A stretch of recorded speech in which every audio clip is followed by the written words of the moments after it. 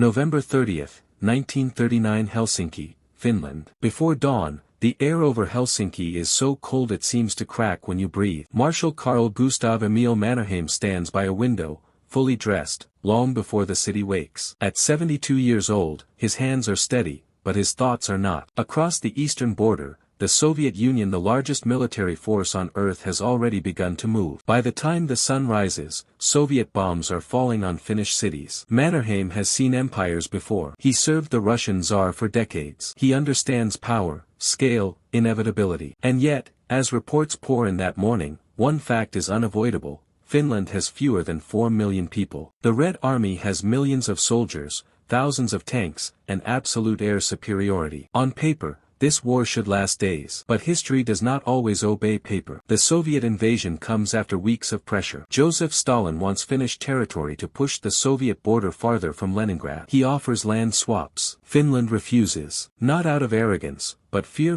that giving an inch will invite occupation. For Finland, independence is barely 2 decades old. It is fragile. It is personal. When the attack begins, the world assumes Finland will collapse. Instead, something unexpected happens. Along the Karelian Isthmus, Finnish soldiers, farmers, loggers, teachers dig into frozen ground that cannot be fully broken by shovels. They wear white camouflage stitched by hand. Their rifles are old. Their artillery is scarce. Their air force is tiny. But they know the forests. They know the cold. And they believe this land is worth dying for. Soviet columns roll forward with confidence. Tanks advance along narrow roads surrounded by trees. Commanders expect speed, shock, surrender. What they find instead is silence. Then gunfire. Finnish units strike and vanish. Small groups isolate massive Soviet formations using a tactic that soon earns a name: Madi, cutting enemy columns into frozen pockets. Soviet tanks freeze overnight. Engines fail. Soldiers, unprepared for temperatures plunging below -40°C,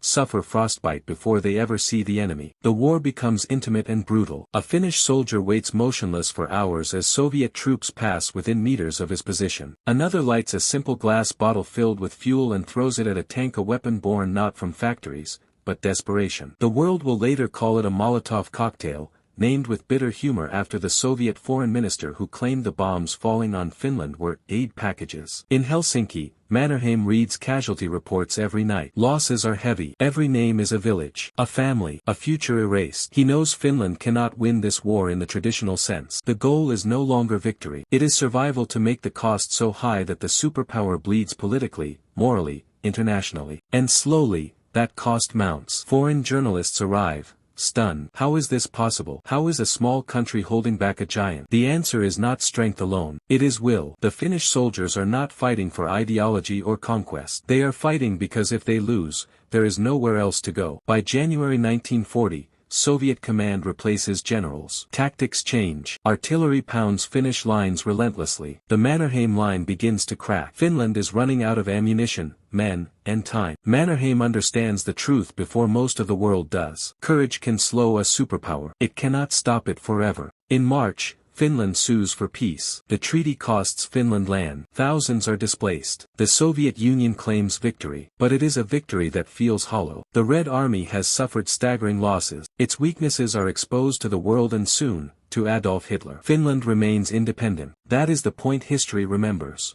Not that the small country defeated the superpower, but that it stood up, endured, and survived when it was never supposed to. In the frozen forests of 1939, Finland proved something that echoes far beyond its borders: size decides power on paper, but resolve decides it in reality. And sometimes, standing your ground is enough to change how the world sees you forever.